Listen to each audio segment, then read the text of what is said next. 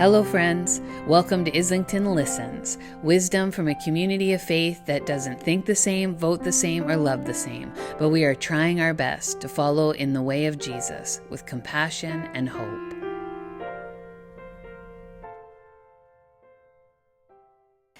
If I were going to pray today before the sermon, my prayer would be, please remind me, God, not to wear this gown again.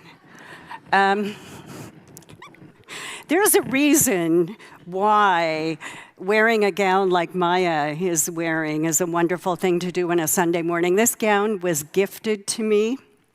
It's a Church of Scotland gown, and it seemed like the right thing to wear on Robbie Burns Day, but I'm pretty sure it weighs about 10 pounds, and I'm already incredibly overheated. So my prayer is, please let me get through this sermon without my face turning red and having to disrobe.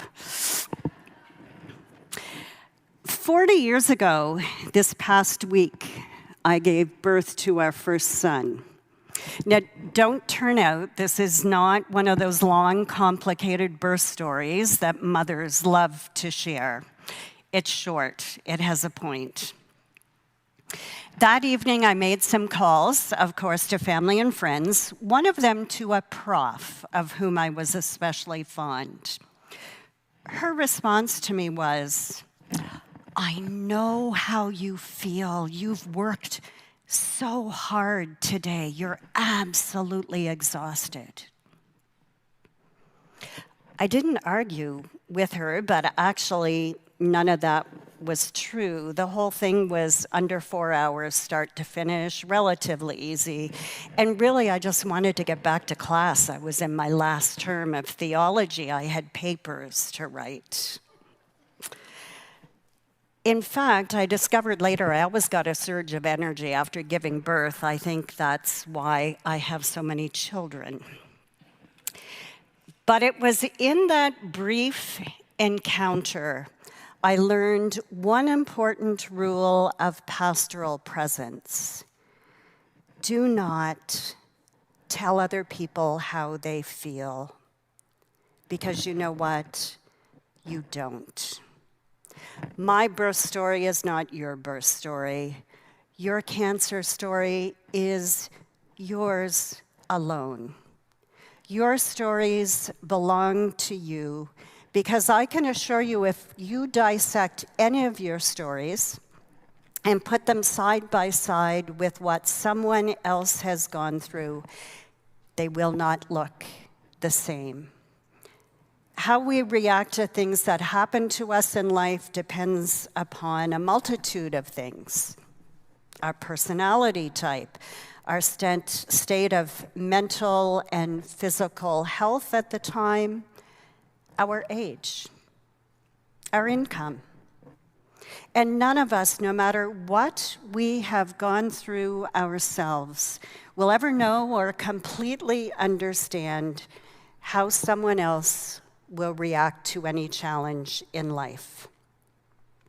But the fact that I can remember that conversation 43 years ago, a simple, well-intentioned conversation, gives you a tiny glimpse into how profoundly disturbing it can be to have someone else insist that they know how you feel about anything in life.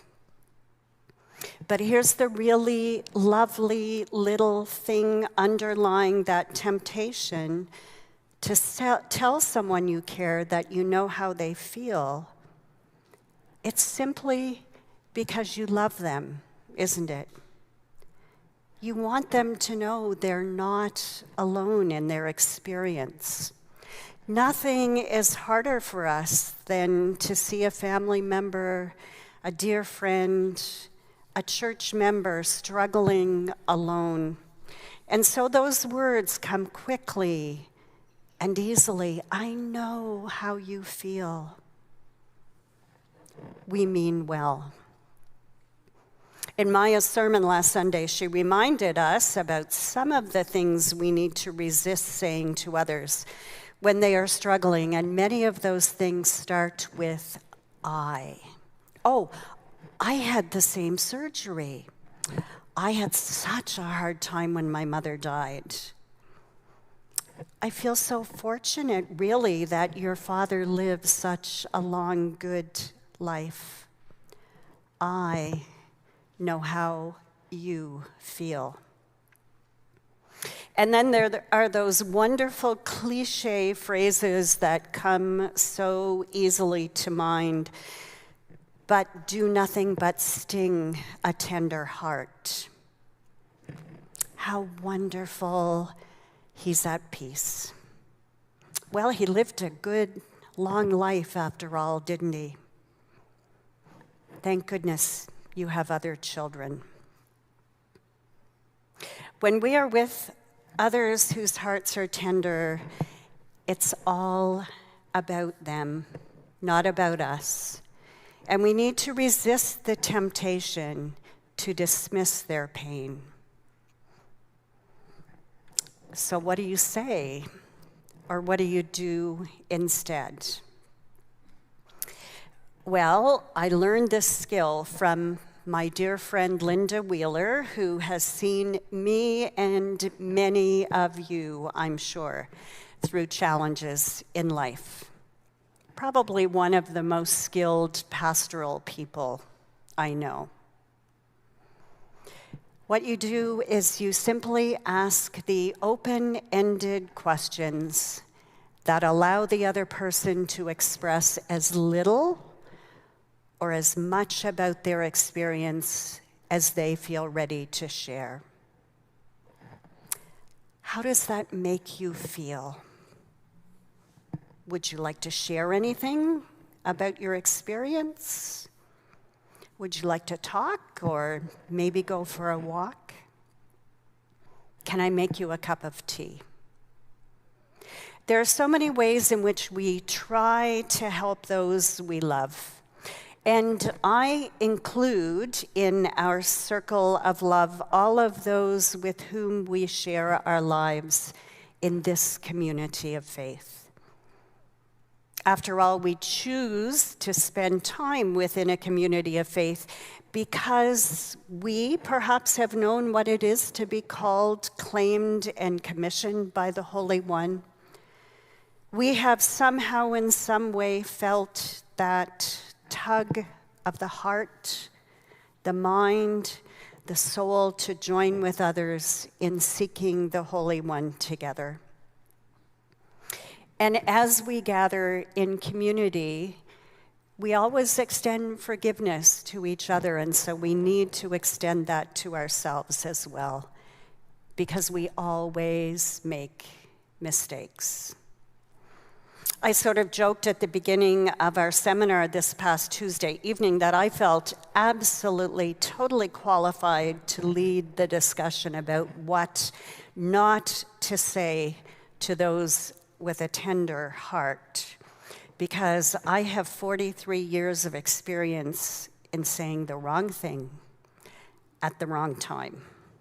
I tell you, I cannot count the number of times I have gone home from a pastoral visit and agonized over words badly chosen.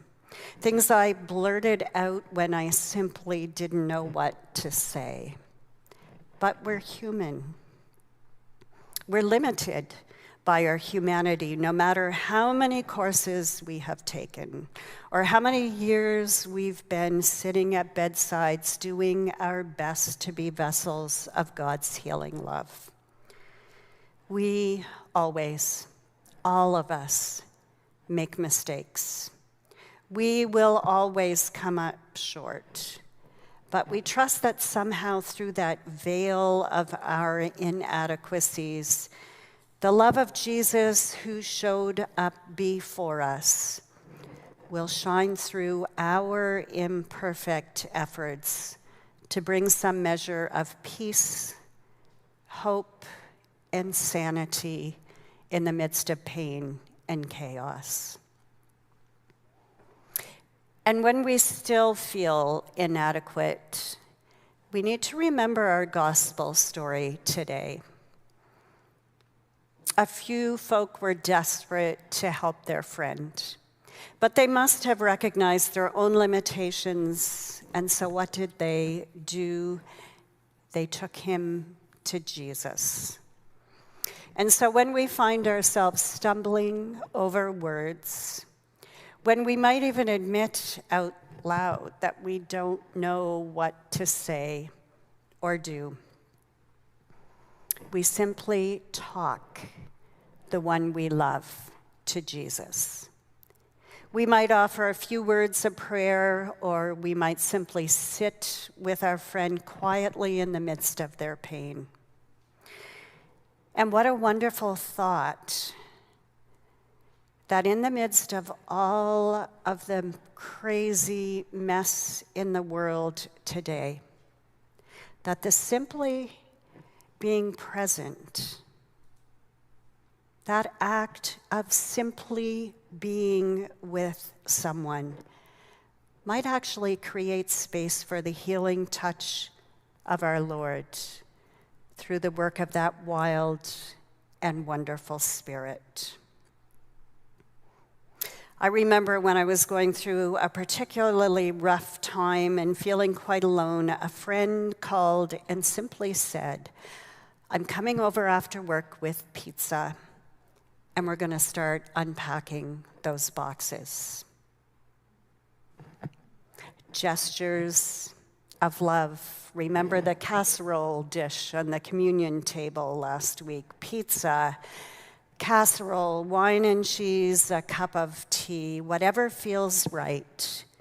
Show up and share the space that grief selfishly demands for itself, so that little by your presence, we push that grief to the corner as the gifts of kind words and love incarnate fill the space instead.